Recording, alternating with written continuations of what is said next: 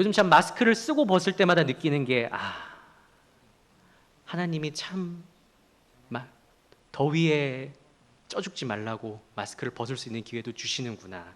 그러면서 강단에 올라갈 때마다 감사한 마음으로 마스크를 벗고 있습니다. 오늘 말씀을 들으신 우리 성도님들께 하나님의 말씀의 은혜가 함께하기를 주님의 이름으로 축복드립니다. 오늘 본문은 실은 오늘 담임 목사님께서 오전에 설교하셨던 그 본문과 겹치는 본문입니다. 이 자리에 계신 우리 성도님들께 한번 여쭤보겠습니다. 나에게 하나님은 어떤 분이십니까? 따뜻하게 나를 보살펴 주시는 친절한 아버지와 같은 분이십니까? 아니면은 너무도 무섭고 두려운 나의 주인님이십니까? 실제로 아는 신학교 교수님 중에 한 분은 하나님을 부를 때 주여라고 부르시지 않고 주인님하고 부르시는 분이 계십니다. 적어도 오늘 본문에서 모세의 회상에 등장하고 있는 히브리 백성의 지도자들에게 있어서 하나님은 친숙하고 가까이 하고 싶은 그런 분이라기보다 오히려 정말 할 수만 있다면 멀찍이 거리를 두고 그렇게 될 수 있으면 안 만나고 싶은 그런 분이었습니다. 그 이유가 무엇인지 오늘 본문 25절에 등장하고 있습니다. 이제 우리가 죽을 까닭이 무엇이니까 이 큰 불이 우리를 삼킬 것이요 만일 우리가 우리 하나님 여호와의 음성을 다시 들으면 죽을 것이라. 아멘. 하나님께 십계명을 받으러 시내산으로 올라갔던 모세, 그 모세를 기다렸던 히브리 지도자들은 22절의 기록처럼 자신들의 눈으로 직접 빽빽한 구름이 뒤덮인 산 위에 불이 타오르는 그런 광경을 목격할 수 있었습니다. 게다가 그런 광경 속에서 직접 말씀하시는 하나님의 음성을 들었습니다. 모세를 통해 겨우 전해 듣기만 하던 모세가 하나님께서 이렇게 말씀하셨다, 내가 이걸 너에게 전달하겠다, 이런 식으로만 하나님의 말씀을 간접적으로 들었던 그들이 여호와 하나님, 스스로 계시는 여호와 하나님을 최초로 마주하고 받았던 가장 큰 인상은 바로 공포였습니다. 그리고 모세가 올라간 저 자리, 저 시내산 또는 호렙산 꼭대기, 저기에 내가 올라가면 나는 반드시 죽겠구나. 그것을 직감했습니다. 지도자는 턱 밑까지 차오른 죽음의 공포, 그 공포를 느끼며 하나님의 음성은 단 한 번만 들어도 내게 족합니다 라고 고백했던 것입니다. 지금을 살아가는 우리 성도에게 있어서 히브리 지도자들의 이런 고백은 다소 호들갑스럽게 느껴집니다. 아까 우리 유재영 집사님께서도 기도를 하시면서 말씀을 해주셨지만 하나님의 임재를 바랍니다. 주님, 이 자리에 임재하여 주시옵소서, 우리가 주의 임재를 경험하게 하여 주시옵소서 하고 지금 이 시대를 살아가는 우리들은 많이 고백하곤 합니다. 만약 본문이 기록되었던 이 시기에 살았던 히브리 지도자들이 만약 주님의 임재를 구하는 기도를 들었다면 그들의 반응은 어떠했을까요? 아마 주님 임재하여 주시옵소서라는 이 기도를 듣자마자 이런 기도를 그 자리에서 올려드렸지 않았을까 싶습니다. 주님, 이 자리에 임하지 말아 주시옵소서. 한 번 주신 말씀으로도 우리는 충분히 살아갈 수 있습니다. 우리가 죽을까 봐 두렵습니다. 그런데 더 놀라운 것은 본문에 기록된 이러한 하나님의 위엄, 그 위엄마저도 히브리 지도자들이 가까이가 아니라 먼 발치에서 목격했던 아주 일부에 불과했다는 것입니다. 하나님은 원래 두려운 분이실까요? 정확히 말하자면 하나님께서는 얼마든지 오늘 본문에 등장하시는 모습처럼 우리가 자신을 두렵게 느끼도록 드러내실 수 있는 그런 분이십니다. 그렇다면 여호와 하나님께서는 왜 히브리 지도자들이 보는 앞에서 자신을 두려운 모습으로 드러내셨을까요? 여호와 하나님께서 애초에 이 백성에게 모세를 불러서 왜 십계명을 주셨는지 그 이유를 우리는 확인해 볼 필요가 있습니다. 29절의 말씀입니다. 다만 그들이 항상 이 같은 마음을 품어 나를 경외하며 내 모든 명령을 지켜서 그들과 그 자손이 영원히 복받기를 원하노라. 아멘. 여기서 하나님께서 모세에게 말씀하신 이 같은 마음이라는 것은 27절에 기록된 지도자들의 고백을 통해 우리가 확인할 수 있습니다. 당신은 가까이 나아가서 우리 하나님 여호와께서 하시는 말씀을 다 듣고 우리 하나님 여호와께서 당신에게 이르시는 것을 다 우리에게 전하소서. 우리가 듣고 행하겠나이다 하였느니라. 아멘. 간단하게 정리해보자면 하나님께서는 자기의 백성이 대대로 어느 한 대에서만 끝나는 것이 아니라 할아버지 때, 아버지 때, 자녀의 대, 손자, 손녀의 대 계속해서 이어나가는 그 복을 받을 수 있는 방법으로 십계명을 주신 것입니다. 그리고 백성들이 그것들을 잘 지켜 지속적인 축복을 누리게 되는 것을 하나님께서는 원하셨던 것입니다. 그렇기 때문에 하나님께서는 자신이 어떤 능력, 어떤 권위를 가지신 분인지 백성을 대표하는 지도자들이 직접 그들의 눈으로 목격할 수 있도록 시내산에 임하셨던 것입니다. 다시 말해서 여호와 하나님께서 자신의 위엄을 드러내신 것, 권위를 드러내신 것은 내가 이렇게 잘났다, 내가 이렇게 정말로 크고 강하다, 이것을 드러내는 것이 목적이 아니셨던 것입니다. 오늘 본문 29절을 통해 확인할 수 있지만 그것은 일종의 수단에 불과합니다. 진정한 하나님의 목적, 자기 백성을 향한 하나님의 진정한 목적은 복을 주시는 것, 자기 백성에게 은혜를 베푸시는 것이었습니다.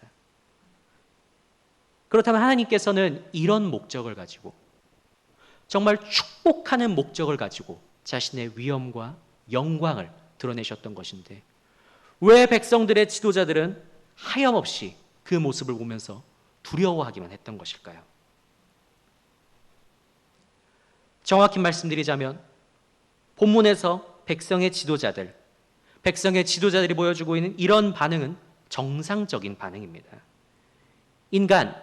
인간이라는 존재는 근본적으로 자신의 이해와 통제의 범위를 벗어난 일을 마주하게 될 때 다양한 감정적 반응을 보이게 되는데 그 중에서 두드러지게 나타나는 반응이 바로 공포입니다. 우리는 이 자리에서 지금 기록을 통해 당시 현장의 기록을 접하고 있기 때문에 그다지 큰 감흥이 없습니다. 아, 산에 구름이 덮였구나. 아, 산에 불이 붙었구나. 하나님이 말씀하셨구나. 하지만 만약 지금에라도 제가 이렇게 말씀을 전하고 있는 와중에 갑자기 제 위에 이렇게 구름이 들이오고 강대상에 확 불이 붙으면서 어디선가 정말로 들어본 적 없는 큰 음성이 이 안에 막 메아리 친다면 우리는 과연 지금처럼 평온하게 앉아서 예배를 드릴 수 있을까요? 혹시라도 여기 이 강대상에 붙어있는 저 불이 내게로 떨어질까 봐 도대체 이 소리는 도대체 어디서 들리는 거지? 제발 이 소리가 멈췄으면 하면서 몸을 웅크리고 최대한 예배가 빨리 끝나기를 기도할 수밖에 없을 것입니다. 하지만 이들이 느꼈던 두려움은 초자연적인 현상을 보았기 때문에 생긴 그런 두려움만 있는 것이 아니었습니다.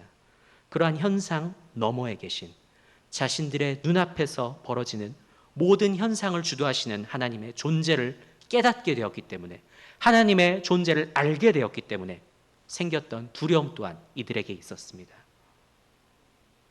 잠시 당시 히브리 백성이 살았던 이집트 지역과 가나안 지역의 종교적 양상에 대해서 말씀을 드리고자 합니다. 보통 이집트도 그렇고 지금의 팔레스타인 지역인 가나안 지역을 보면은 유일신을 믿는 종교보다는 여러 신을 믿는 종교들이 대부분이었습니다. 그리고 그러한 신들의 모습을 나무, 금속, 돌 등을 이용해서 조각해 자기 종교의 신전에 두고 종교 의식을 벌이는 것이 대부분의 종교들의 모습이었습니다. 다시 말해서 여호와 하나님을 믿는 히브리 백성들의 방식은 당시의 종교적 기준으로 봤을 때 아주 이상하고 특이한 방식입니다. 여럿이 아닌 유일한 한 분의 신만을 섬기며 그마저도 신상을 만들지 않고 신상이 없이 섬기고 있었기 때문입니다. 히브리 백성이 어떤 백성입니까? 불과 얼마 전까지만 해도 이들은 400년이 넘는 시간을 이집트에서 노예로 살던 그런 백성입니다. 그렇기 때문에 변변한 나라도 없습니다. 변변한 왕도 없습니다. 그리고 그런 그들이 섬기는 신은 모습조차 모르는 신입니다. 고작 그런 신, 얼굴도 모르는 고작 그런 신. 당시 가나안 지역을 지배하던 민족들에게 여호와 하나님, 여호와 하나님의 인식은 딱 이 정도였습니다.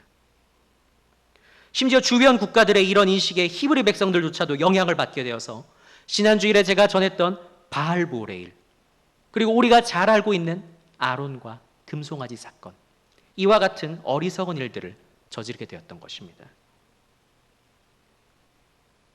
그렇게 알려져 있던 하나님, 그렇게 알려져 있던 하나님께서 사람들이 갖고 있던 생각보다, 당시에 그 누가 갖고 있던 생각보다 훨씬 큰 위엄과 영광을 자기 백성 앞에서 드러내셨던 것입니다. 거대한 신전보다, 화려한 신상보다 더욱 놀라운 것들로 자신의 존재를 그 백성 앞에 드러내셨습니다. 장담컨대 그날 히브리 지도자들이 임재하시는 하나님의 영광을 지켜보며 자신들이 죽을까 봐 두려워 떨었던 것에는 이러한 이유도 있었을 것입니다. 우리가 너무 하나님을 작게 여겼구나. 우리가 왜 그랬을까? 이러한 후회의 마음. 또한 하나님께서 우리가 업신 여겼다는 죄를 물으셔서 우리를 치시면 어떻게 해야 하나? 이런 두려움이 그들의 안에 있었을 것입니다. 그리고 신의 산에 임하신 하나님의 영광을 바라보며 다른 그 무엇보다도 그들의 영혼 안에서, 그들의 심령에서 함부로 저기를 가까이 가면 안 된다, 함부로 저 광경을 우리가 접할 수 없다라는 그러한 맹렬한 경보가, 빨간 불이 그들의 영혼 안에서 부산스럽게 울리고 있었을 것입니다. 하지만 앞서 말씀드렸다시피 여호와 하나님의 목적은 자기 백성을 숨막혀 죽게 하려는 것에 있으신 것이 아니었습니다. 그들에게 복을 내려주는 것에 있으셨습니다. 그렇기 때문에 하나님은 자기를 보고 두려워 떠는 백성과 하나님 자신의 관계를 위해 한 인물을 불러와 백성과 자기의 중간에 세우셨습니다. 그 인물이 누구인지 우리는 알고 있습니다. 오늘 본문에 등장하는 모세입니다. 오늘 장면은 그러한 전달자 모세, 중재자, 중보자 모세가 그동안 하나님의 말씀을 전하던 모습과는 또 다른 모습입니다. 22절에서 모세는 너희도 산발치에서 들었던 하나님의 그 말씀을 내가 지금 그대로 적어서 하나님이 적어주신 그 돌판을 그대로 들고 왔다고 고백하고 있습니다. 이전과 같이 하나님께서 모세를 통해서 전해주신 것이 아니라 하나님이 직접 적어주신 돌판을 그 손에 쥐어주시며 백성들에게 여기 적혀있는 대로 그대로 전해라, 그대로 갖다 주어라 라고 말씀하신 것입니다. 그렇기 때문에 하나님의 모든 말씀은 다 중요하지만 특히 이 10개의 계명, 우리가 10계명이라 부르는 이 계명은 자기 백성에게 더 중요한 말씀이라는 것을 하나님께서는 직접 보여주고 알려주셨던 것입니다. 이런 상황에서 히브리 백성 지도자들이 무슨 반응을 보일 수 있을까요? 오직 하나, 27절의 반응뿐입니다. 하나님과 자신들 사이에 중재자가 되어주는 모세를 인정하며 하나님의 말씀에 저희가 순종하겠습니다. 주님, 한 번만 듣고도 저희가 순종하겠습니다 라고 할 수밖에 없었던 것입니다. 그렇다면 모세는 왜 과거의 이 역사 한 토막을 이제서야 꺼내와서 지금 전하고 있는 것일까요?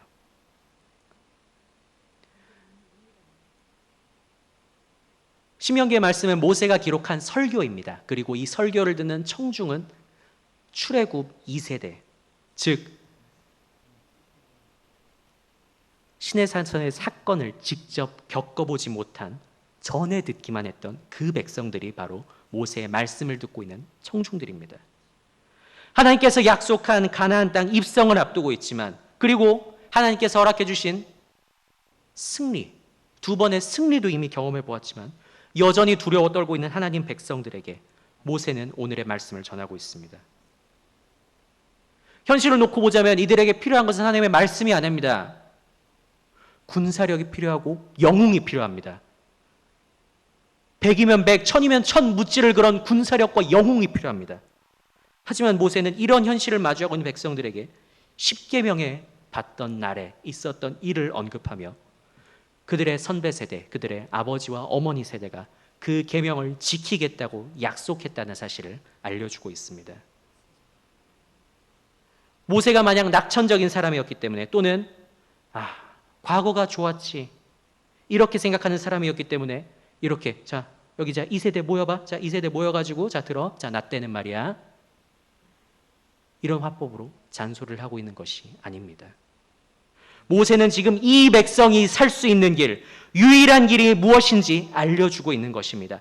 강하고 위대해 보이는 가나안 땅의 신을 섬기는 것이나 무슨 수를 써도 메울 수 없는 현실적인 전력 차이를 메우는 것이 그들이 살아남을 수 있는 길이 아니라, 시내 산에서 나타나셨던 그 여호와 하나님, 그 여호와 하나님께서 축복의 통로로서 정해주신 중요한 계명, 그 계명을 잘 지키는 것만이 살 수 있는 길이라는 것을 현실의 큰 문제를 맞이하고 있는 하나님의 백성에게 모세는 선포하고 있는 것입니다. 그리고 그런 하나님께서는 자기 백성의 숨통을 조이는 분이 아니라 언제나 그 백성을 생각하며 그들을 위한 소통과 전달의 수단, 모세와 같은 사람을 항상 마련하고 보내시는 분이라는 것을 모세는 역사의 한 토막을 통해 알려주고 있는 것입니다. 결국 모세가 전하고 있는 이 한 토막의 역사는, 자, 너희 하나님이 얼마나 무서운 분인지 너희가 봤지, 그러니까 말을 잘 들어, 이것이 아니라 오히려 얼마든지 그렇게 자신의 위엄을 드러내는 것만으로도 천지를 진동시키실 수 있는 그 하나님께서, 그 여호와 하나님께서 자기 백성에게는 얼마나 큰 관심을 갖고 계신지, 자기 백성에게는 얼마나 큰 배려를 해주고 계신지, 그들에게 복을 주기 위해서 얼마나 철저한 준비를 하고 계신지, 그것을 알려주는 그러한 역사인 것입니다. 구약의 하나님은 잔혹한 하나님, 신약의 하나님은 사랑의 하나님, 이렇게 딱 잘라서 구분하는 분들이 간혹 계십니다마는 그것이 사실이 아니라는 것을, 구약의 하나님도 분명히 사랑의 하나님이시고, 신약의 하나님도 사랑의 하나님이시며, 구약의 하나님도 공의의 하나님이시고, 신약의 하나님도 공의의 하나님이시라는 것을 우리는 오늘 본문을 통해 확인할 수 있습니다. 사랑하는 성도 여러분, 하나님께서 우리에게 바라시는 것이 어떤 것일까요?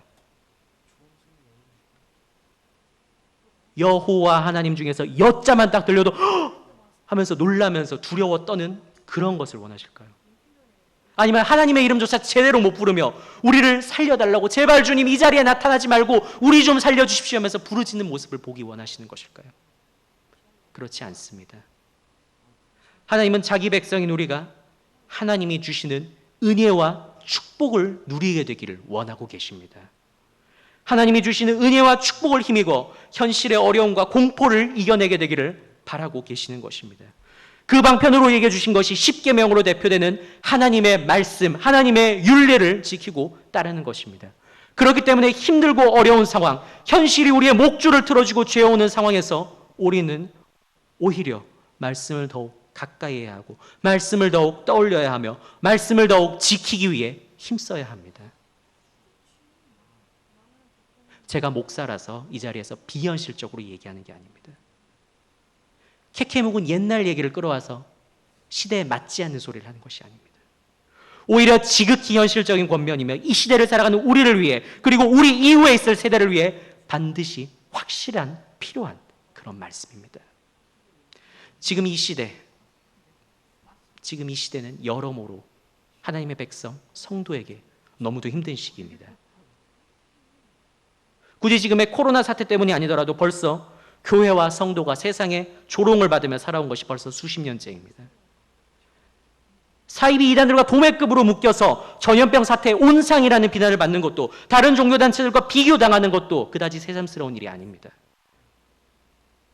우리가 몽둥이나 시위 팻말이라도 들고 세상에 나가서 저기서 하나님과 교회, 성도를 욕하는 자들에게 찾아가기라도 해야 하는 것일까요? 우리가 해야 할 일은 그런 일이 아닙니다. 지금 이 시대에 우리가 해야 할 일은 예나 지금이나 자기 백성에게 복 주시기를 원한다는 하나님을 신뢰하는 일, 하나님께서 축복받는 방편으로 주신 방법인 말씀 순종에 매진하는 그러한 일입니다. 그리고 순종해야 하는 말씀이 도대체 어떤 말씀인지 더욱 열심히 알아가는 일입니다.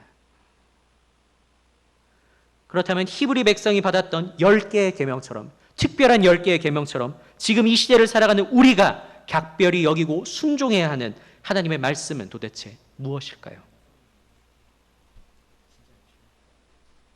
하나님의 위엄과 영광을 보고 두려워 떨기만 했던 히브리 백성을 생각해서 모세라는 전달자를 세워주시고 특별한 말씀을 보내주셨던 것처럼 하나님께서는 이 시대의 성도를 위해 동일하게 일하고 계십니다. 모세보다 더욱 완벽한 전달자, 모세보다 더욱 완벽한 중보자이신 한 분, 예수 그리스도를 세우셔서 그분을 통해 우리를 위한 특별한 말씀을 보내주셨습니다. 마태복음 22장 37절 40절에는 이렇게 기록이 되어 있습니다. 예수께서 이르시되 내 마음을 다하고 목숨을 다하고 뜻을 다하여 주 너의 하나님을 사랑하라 하셨으니 이것이 크고 첫째 되는 계명이요 둘째도 그와 같으니 내 이웃을 내 자신같이 사랑하라 하셨으니 이 두 계명이 온 율법과 선지자의 강령이니라. 아멘.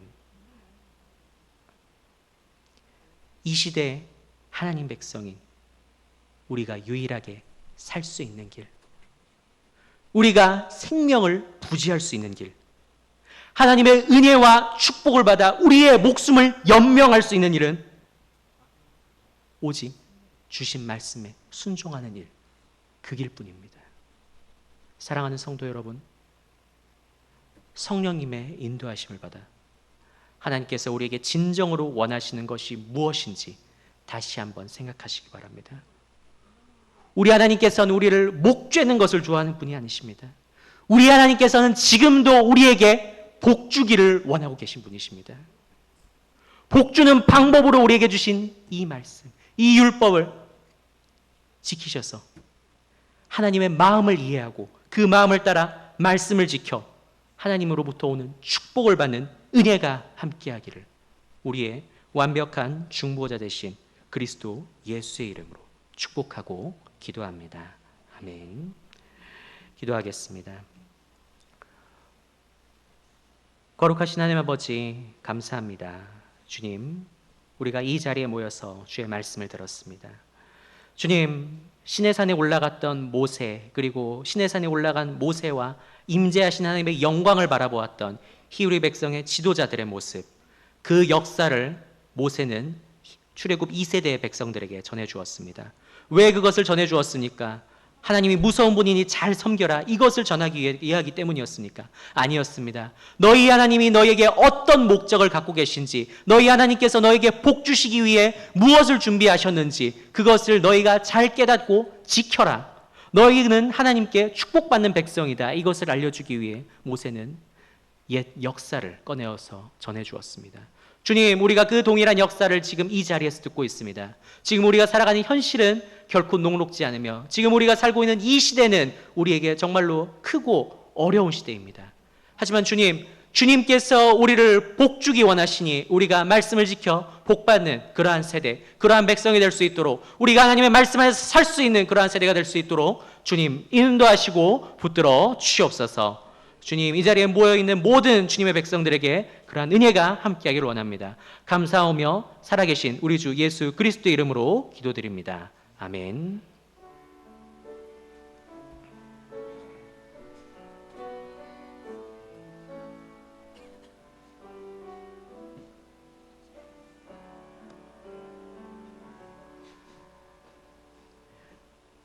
드려진 예물을 위해 잠시 마음을 모아 기도하도록 하겠습니다.